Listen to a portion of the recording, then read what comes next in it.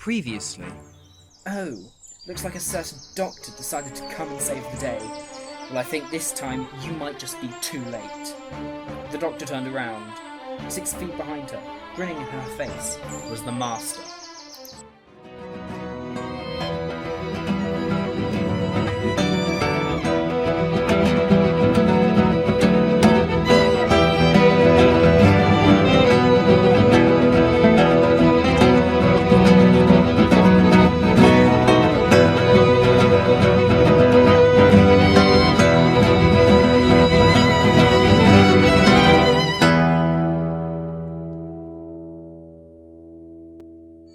What are you doing here? What have you done to these people? She asked, getting more and more angry by the expression on the Master's face. He was so sure of himself. I haven't done anything to these people. I gave them a world to live on, a planet to protect. No, I wanted to take what I deserve after all these years. Unfortunately, some certain lava decided to ruin my plans. What's in that cave? Asked the Doctor, and the Master gave her an answer.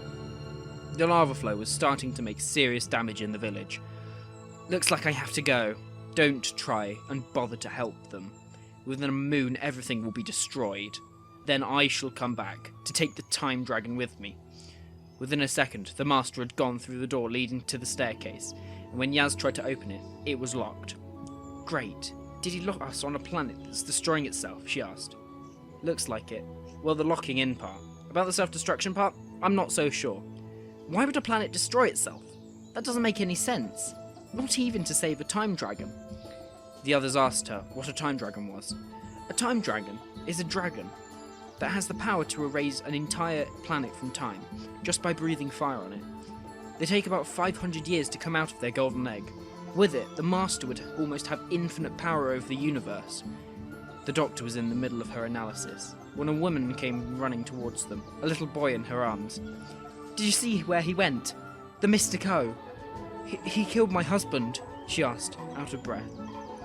The team looked startled, and also really sad. When they didn't give her an answer, the woman collapsed and started crying. Don't cry, Mum, the boy said, and hugged his mum. First this, and now our planet gets destroyed by the lava. I'm sorry, Auxiliaris. I think now is the best time to cry. Yaz, Graham and Ryan tried to comfort the woman and her child when the Doctor had come up with a plan. She knelt down beside them. Listen, Bethel, I'm so sorry. I can't do anything to bring your husband back, but I think I might have an idea to save the planet. I need your help. Bethel looked up. You, Auxiliaris and Yaz go to a safe place. Take all the children with you. Ryan, Graham, you help the villagers control the lava. In the meantime, I'll do what I can to figure out where this lava comes from. Before any of them agree or disagree, the Doctor had started running towards the cave. We should be safe here. At least for some time, Bethel said, taking the last child up the ladder to a high treehouse, in which she, alongside Yaz, and lots of children were hiding. I'm sure the Doctor will find a way to stop everything. She usually does. For now, we just have to wait, Yaz said, as she tried not to think about the nearing lava. In front of the cave, dozens of Megissa were trying to make lava streams, preventing an uncontrollable flow. They got one side of the cave more or less stabilised as Ryan and Graham showed up. Can we help? Graham said, not very enthusiastic. Before he had even finished their sentence, both of them had a shovel in one hand and the order to dig holes for the lava to flow in.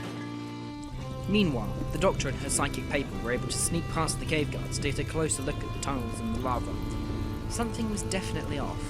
The planet destroying itself didn't seem right. Rendus, a cave guard, accompanied her, believing she had been sent from a magic centre to investigate. The tunnels have always been like this, enough lava to stop a Megissa from going in there, but never dangerously much. They only rise if a living thing goes inside them. You know the legend of the Mystic O. The Doctor wasn't really listening. She was scanning the lava with her sonic screwdriver, making an interesting discovery. Aha! This isn't any ordinary lava. This is lava produced by little dragons. They're called the Guardians, and they only live until the time dragon hatches. It's their job to protect it by producing lava so the egg doesn't get harmed. Brilliant. Poor Rendus, never having heard of a time dragon, was confused. They've been guarding a dragon egg? He was about to ask the Doctor about it, when she started shouting into the tunnel. Hello? Anybody home? It took about 5 seconds for a scream to return. Shortly after that, 3 small dragons came flying out of the cave, ready to attack the Doctor, who quickly went out of their way. As the dragons arrived at the end of the tunnel, they suddenly stopped. They can't leave the tunnel. It would kill them, the Doctor said, fascinated. Rendus had taken a few steps backwards, figuring that the Doctor knew what she was doing. You're the guardian of this time dragon, right? You try and burn this planet so the Master dies with it. But he isn't here anymore. We're trying to protect the egg. You're destroying people who haven't done anything but protect the cave. They're on the same page as you. The Master is after the time dragon, yes, but he's gone now. Stop the lava flow and work together with the Megissa until the time dragon hatches. No more people need to lose their lives. The dragons looked at the Doctor, as if they'd understood everything. Little did Rendus know that they did. He walked to the little dragons, wanting to pet them, but they hissed at him. "We just want to help," he said in a calm voice. The dragon in the middle put his head into Rendus's hand and flew away. The other 2 followed him. "Well done. You gained his trust. Now, we wait a few moments and..."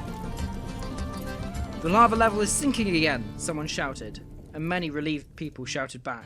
"So, you just talked to the dragons and it worked?" Yaz asked the Doctor as they were walking back up the stairs. Bethel had given them a key to the door and thanked them again for saving the planet. "These dragons are extremely intelligent. Once you gain their trust, they try to protect you. That's what the Megissa achieved. They can now live in harmony with them." "Just hope the Master won't come back," Graham said. "He can't. The door to the upper planet only opens once in 500 years for outsiders," Yaz explained, having learnt much from Bethel. "We got lucky today." They were back in the forest they had landed in, and somehow found their way back to the TARDIS. "I'm sure that in 500 years they can build up a new defence system against the Master. The Time Dragon will hatch soon, but down there it can't do much damage. Maybe the Megissa can get it on their side. Now, who's up for a trip to the Southern Galaxy, Margaret?"